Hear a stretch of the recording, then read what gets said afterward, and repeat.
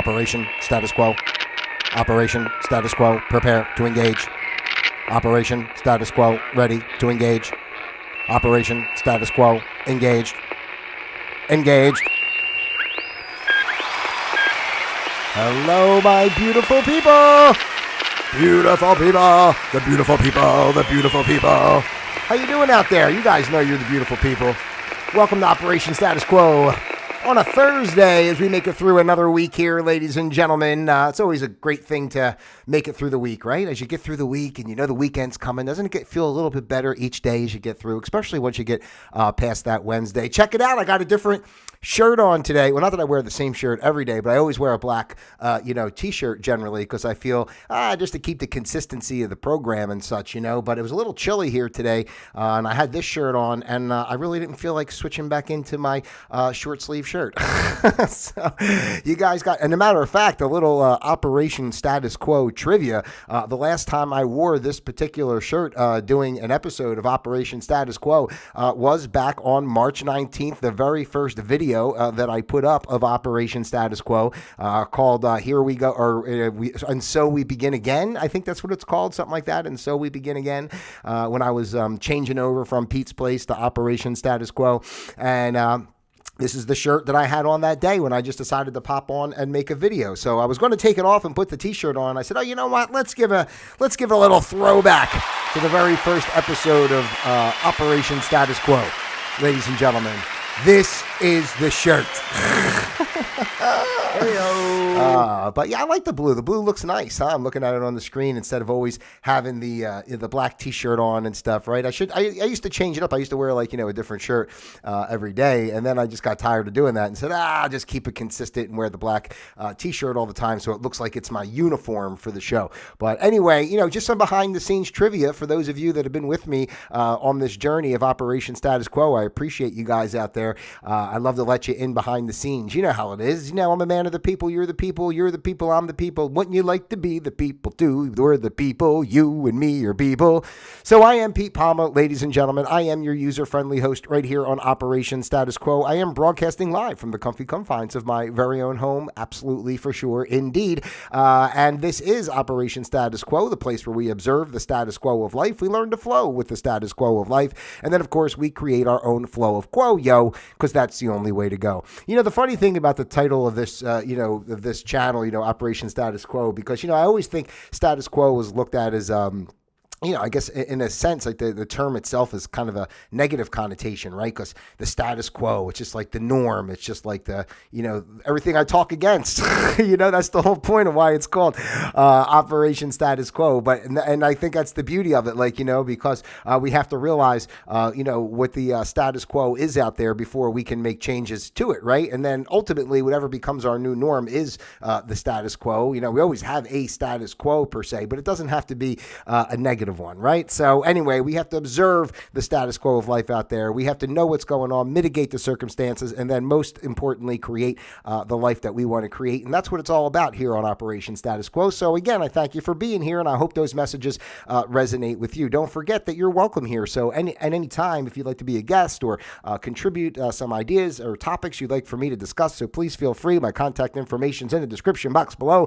And of course, you can also just, drop something in the comments and let me know how you're doing out there, okay? And of course, like, subscribe, and share. I usually say it at the end. I'll say it again at the end, but I don't really say it so much in the beginning. But please, why not? Like, subscribe, and share, and let's build this community because it's a space of love, joy, togetherness, oneness. It's just people being people. No facades, no fake, no trying to be something that you're not. All that kind of stuff. This is exactly who I am. This is exactly what I do, and I hope it comes across. I don't know if that's for better or for worse. This is exactly who I am. This is exactly what I do. All right. But anyway. All right. So anyway, today, ladies and gentlemen, is the 18th of January, the good year 2024. And today's program is entitled The Pleasant Place. That's right. The Pleasant Place. Because, today's one of those days where we get one of the lists that I find online that I enjoy doing from time to time.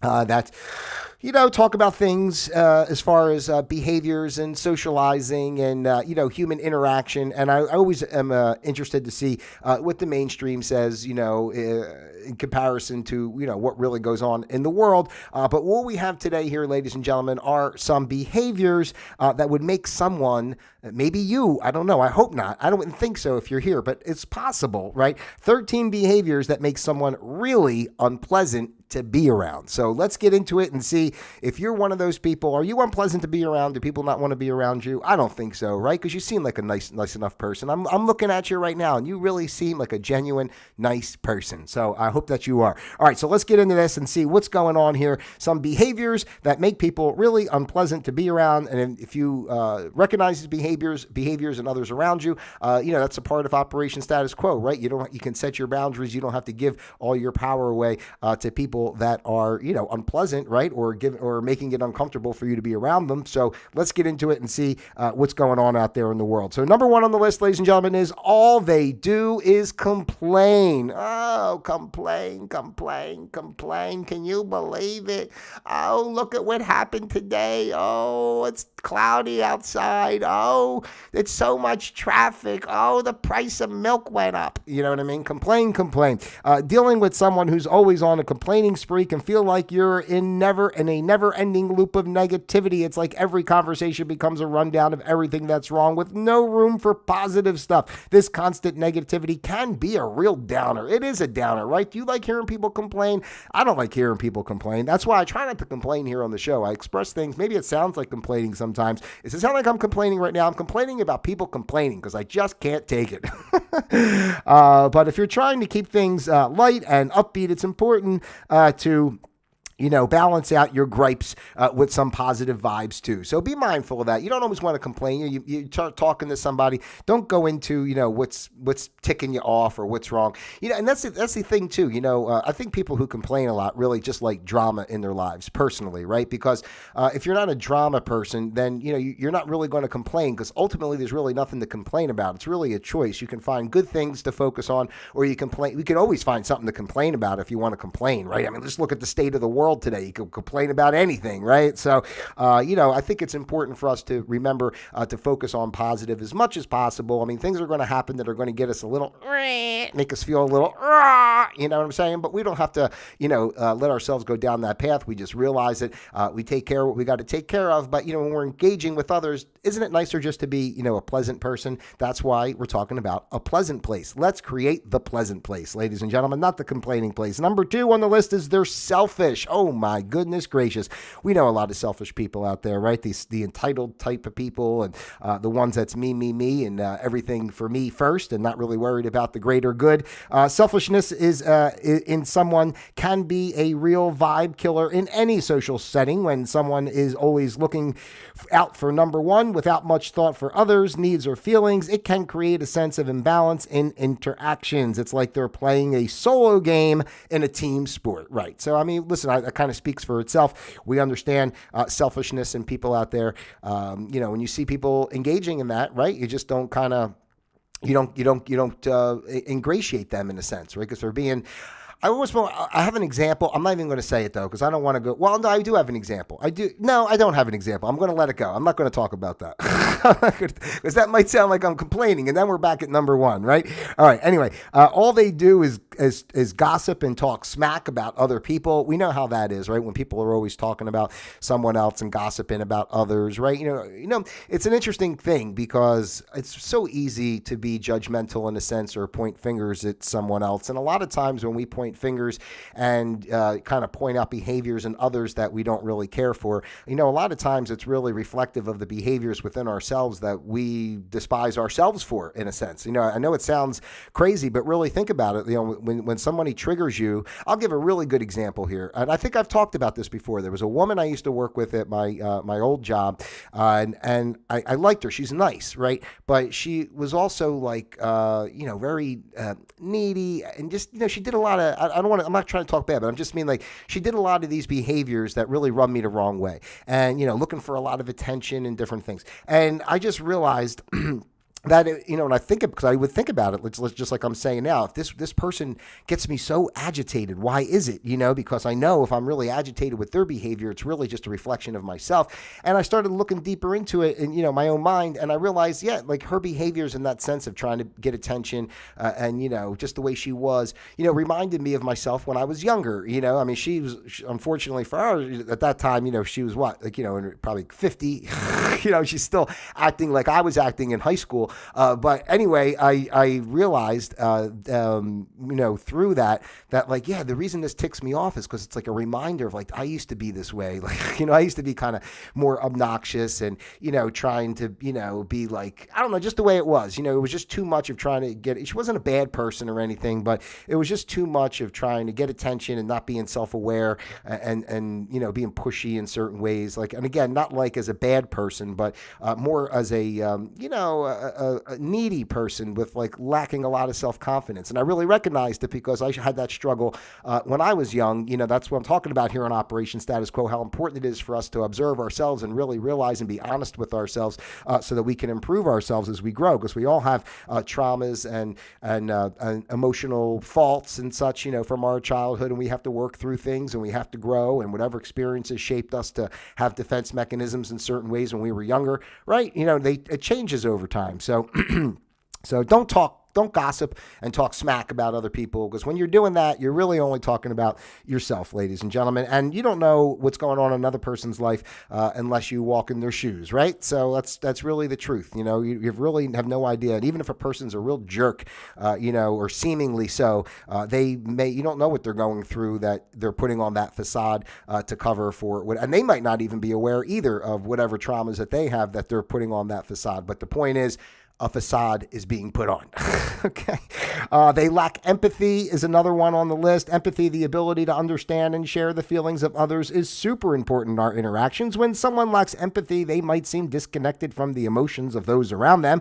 It's like they're missing a key piece of the social puzzle, which can make interactions feel a bit cold or indifferent. So building empathy can lead to more meaningful and connecting relationships. I think empathy is huge. I'm very empathetic in a sense. I can feel sometimes, somebody goes through something, and, I really feel for them. And, it's really important. Like, I think that's one of the reasons I get along with people so well when I have conversations, even when I meet new people. I'm very open to listen to what they have to say. And when they start expressing something, like, I really, with interest, listen and show that I'm vibing with their emotion. It's, people want to be heard a little bit, not to say complaining, right? But sometimes people just want to be heard and feel a little validation that a fellow human being understands where they're coming from. So we all go through our trials and tribulations and have our good moments and bad moments. When someone wants to express something that may be heavy on them, it's important for us to have that ability to empathize and understand and relate and provide comfort. So if you want to be a pleasant person, try to invest in some empathy, ladies and gentlemen. Here is a good sale going on right now for empathy. They're untrustworthy and unreliable. I mean, that speaks for itself. I won't even read into it, but I mean, do you want someone in your life that you can't trust? It's like, or is unreliable. I'm waiting for that person, give me a ride to the airport, and next thing you know, they never show up, and you miss your flight or something. Whatever, unreliable. It could be anything. Your neighbor that you asked to, feed your dog while you're out for the day, and you come back and the dog's like, emaciated because it hasn't had anything to eat. So, but untrustworthy. More so, unreliable. That could be it is unpleasant, unreliable, but I don't look at that as much as a character flaw as untrustworthy. I mean, untrustworthy is just like, that's bad news right there, right? If somebody can't be trusted, if you can't trust somebody, you got nothing, right? Unreliable, sometimes people are just, whifty a little bit in their head, and maybe they mess up. And if they're unreliable, then you just don't ask them for things that you feel you may need to, that you actually need something, right? But trust is a whole nother deal. They're arrogant. Oh, the arrogant people. They're out there, ladies and gentlemen. Arrogance is a surefire way to rub people the wrong way. When someone comes across as overly confident to the point of dismissing everyone else, it makes your interactions totally imbalanced. It's like they're playing their own trumpet while everyone else's band is on mute. A dash of humility and ability to appreciate others can make interactions much more pleasant. But I mean, how are you going going to tell an arrogant person they're arrogant, because if they're arrogant, they're just arrogant. They already think that they're the bee's knees, as they say, right? They're the bee's knees, and they don't need to be, come down to the human level to interact with just the peasants, right? So they can't be pleasant to the peasants, right? So arrogance. That is one. Well, it's another one that I had to overcome a little bit too. I wouldn't say I was arrogant in a way. I was, you know what I'm saying? It is what it is. I'm not going to deny things. I'm very proud and happy of what I've learned in my life and how I've grown, and how the experiences I've had have showed me a better path, and how I've taken to that path, and how blessed I feel to just have the ability to recognize my flaws and such, and grow from them. That's why I talk about that here all the time. We're always in a process of growing and learning. We're not the same person that we were 10 years ago, 20 years ago. I mean, whatever your age is, if you're 70 and 50 years ago, just imagine how much different you are. It's like a whole nother life, really, right? So it's really important to the best you can, be aware of, of whatever flaws you may have and how you act in situations, and be mindful of how people react to you, in a sense, right? Like, I'm just saying, sometimes we're unaware that we're a little, big mouthy or something in certain ways. And, we don't realize that we're hurting somebody's feelings or rubbing somebody the wrong way. So it's important to, be mindful of all that and pay attention. You don't want to be on this list, do you, of an unpleasant person to be around? I don't want to be an unpleasant person to be around. I know you're not an unpleasant person to be around, because that's why you're here with me on Operation Status Quo, ladies and gentlemen, because this is a place of this is the pleasant place. That's why the show's called The Pleasant Place today. They talk all the time, and they're way too loud. Well, I just don't want to say, because I do talk a lot, you know what I'm saying? But it is important to give people space to share what they would like to say as well. Ever been around someone who just dominates every conversation with their loud voice? It can be overwhelming and leave little space for anyone else to get a word in. It's like they have a solo spotlight with everyone else just background actors. Good conversation is about give and take, and recognizing when to step back and listen is as important as sharing your own thoughts. Very true. And I've mentioned this multiple times. I know I've mentioned this story before, but there's someone I worked with recently in the real estate thing, and this one person just keeps on talking, and every and then you kind of stops for a second, and you think you have a chance to kind of express your thought. You get a half a sentence out, and then this person jumps back in and just continues on. I remember having conversations with this guy, and I couldn't even get half the sentence. I couldn't even complete the thought I was trying to say before he just took two words out of what I said and turned it into a whole nother 10-minute tirade that I had. And I was like, I realized after a couple of times, I'm like, okay, well, there's no point in trying to converse with this gentleman.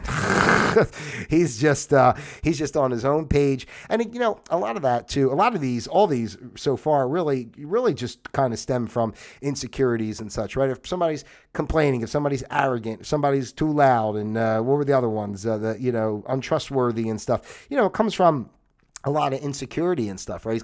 A lot of this, if somebody's an unpleasant person to be around, it comes from generally not being able to observe yourself, right? And be honest with yourself, and not having confidence. If you always feel like you have to, prove who you are, show who you are. I mean, all this kind of thing. I say that all the time, even with this show. I see a lot of people on YouTube, and a lot of people I think are really, really great. Believe me, they do a great job and stuff. But there's good and bad. But in general, everybody's so serious. I talk about, I'm not serious. You guys, you're here with me. I don't give a F about it. Nothing really. I just talk about things. But they're real serious. A lot of times it's a serious show, serious business, and they're on the topic and do. And, I have topics and I talk, but it's really a free for all. And if if I had people here live on the chat, that'd be great. I would let the conversation go wherever it wants to go.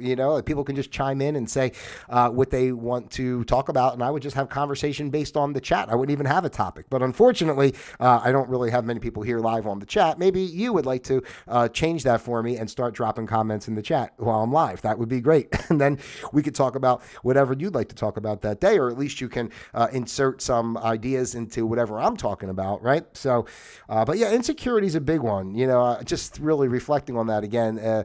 And we don't realize, everybody thinks they're strong person. And I'm not saying people aren't strong people, but we all have our insecurities and stuff, and we do a lot of persona, kind of work to, and wearing masks and such. Not the mask, not the COVID mask. That's not what I'm talking about, but wearing social masks and such to hide, just really our true essence. Because everybody's so afraid of being judged, and everybody's so afraid of, what their place is in the pecking order, right? Because of the way our world is designed, this mainstream world designed to keep us down and keep us separated, and that's why we have stuff like this that we're going through here today. Let's see, the next one is they lack consideration for other people. Inconsiderate behavior like interrupting, not paying attention when others are speaking, or just being plain rude can make hanging out with someone less enjoyable. It's about respecting others in the group and understanding that everyone deserves a chance to be heard and considered. A little thoughtfulness can make a big difference in how we get along with others. And that kind of goes back to the empathy, right?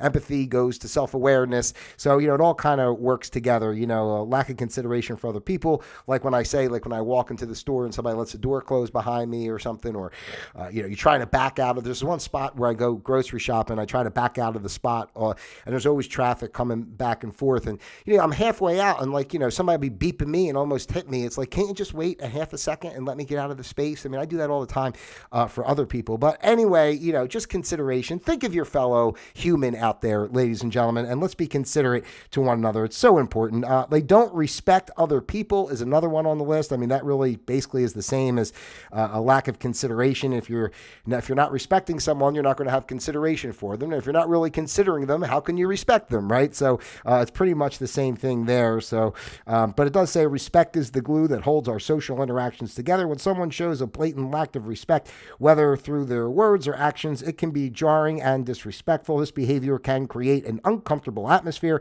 and make others hesitant to engage. Just saying about being respectful. Oh man, I started reading that and then I lost my thought. But yeah, be respectful to others, which is just being kind. I'm saying, like, why would here? That's what I was going to say. Some people say. I've heard people say, I'm not going to show respect until somebody earns respect, type thing. And I have a different philosophy. I always start off with respect and then I wait for somebody to give me a reason not to respect them. And even when I would use, for the lack of a better term, not respect somebody, I still respect them. I respect them. I understand where they are and I understand that this is their level of behavior and interaction. So I respect that, right? And then I just kind of, again, create my own flow of quo and I won't engage with a person in that regard. But yeah. And, common courtesy and respect. I mean, I don't know what to say. We all should be respecting each other as fellow humans on this journey here that we're doing in this life. I mean, that's pretty simple. It speaks for itself. They have no sense of humor and take themselves way too seriously. Oh, my God. Let me just, because I got to do this because, we don't take ourselves seriously here on Operation Status Quo. Let me get out my accoutrements, if you would. Yeah. Yes. Not the power saw. Put it down. All right, geez, don't play with power tools while you're live on YouTube, ladies and gentlemen. But you have to have a little bit of a sense of humor. That's why listen, for you guys who were with me regularly, I say too all the time, that's why I don't take anything seriously. To me, everything is about having a sense of humor. I have a sense, even with all the tragedy going on in the world, and not to disrespect, or make light of people who are suffering or who have, God forbid, been killed and everything with these, wars and everything that's going on right now in our world. But at the end of the day, because of my core belief that, this life is the dream and we're just here to learn and go through the process, because of that, like I don't take any. I mean, I'm serious.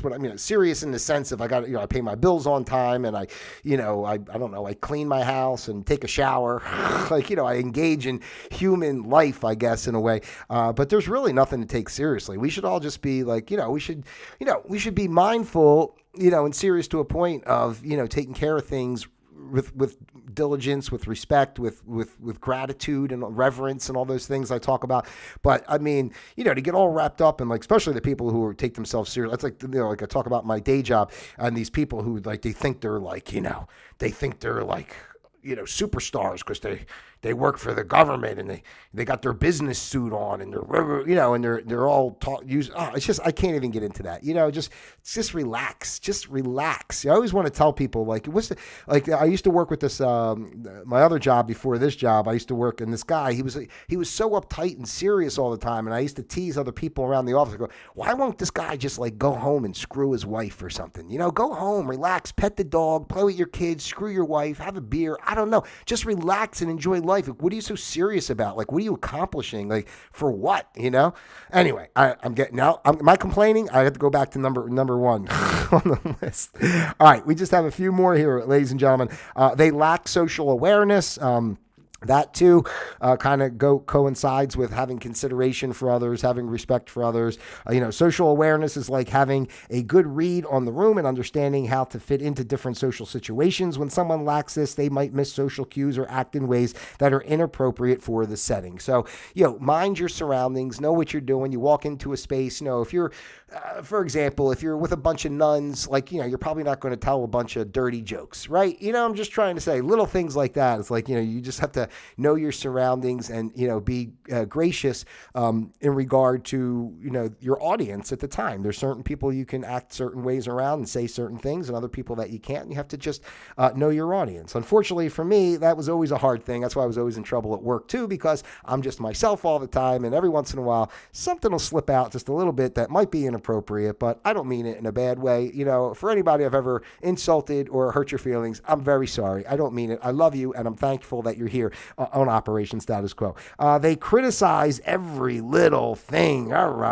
Being around someone who is constantly dishing out criticism can be pretty tough. They have an incredible knack for pointing out flaws and mistakes, and they never balance it with any positive feedback, right? Just always somebody criticizing, finding the flaws and everything, just like the complainers, always finding flaws. And I think people who do that, just aren't happy with themselves, right? They want to find something to complain about and point fingers at and judge, because they're so mad at themselves and feel so like squeezing a tomato, and it's like all over the place. Like, these people, they're all uptight like that. So they criticize everything because it makes them feel good about themselves, because really they're criticizing themselves. All right, here we go. The last one on the list is they always need to be right, no matter what. Oh my God. And I'm just going to give a round of applause for that. Where's my round of applause? Round of applause for that, because we know what that's like. To be around someone that's always got to be right. I speak my mind and say all the things I think. Do I think I'm right about everything? No, I don't. And I say all the time, I don't know what's really going on. I don't know shit. You know what I mean? So, and none of us do in a way. But, it is funny when people always have to be right. They just, no matter what, they have to be right. And, you always want to say, I think it was Dr. Phil who always would say, do you want to be right or do you want to be happy? Now, I'm not sure if Dr. Phil's on the Epstein list and having sex with little kids or not, but either way, that's a good quote from Dr. Phil. Do you want to be happy or do you want to be right?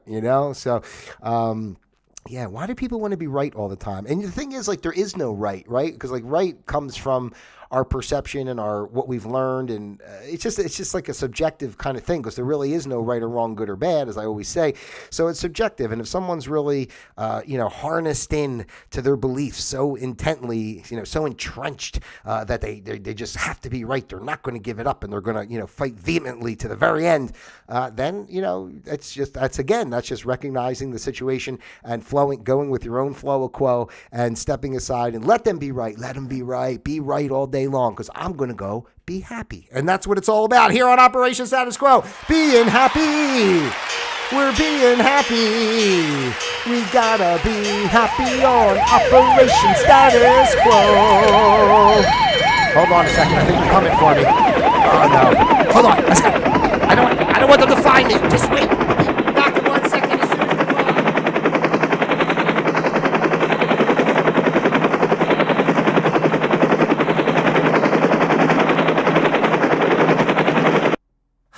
That's it.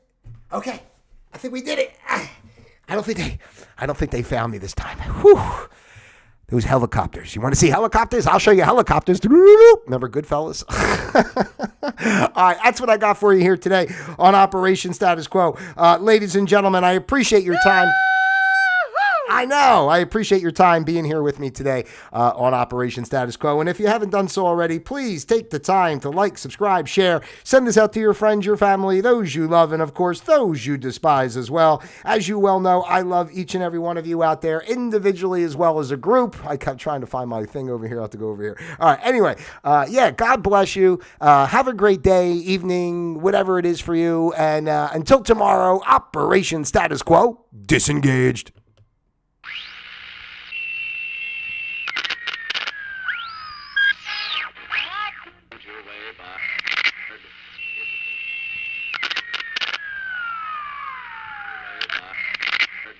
Is a boulevard of 10 short blocks.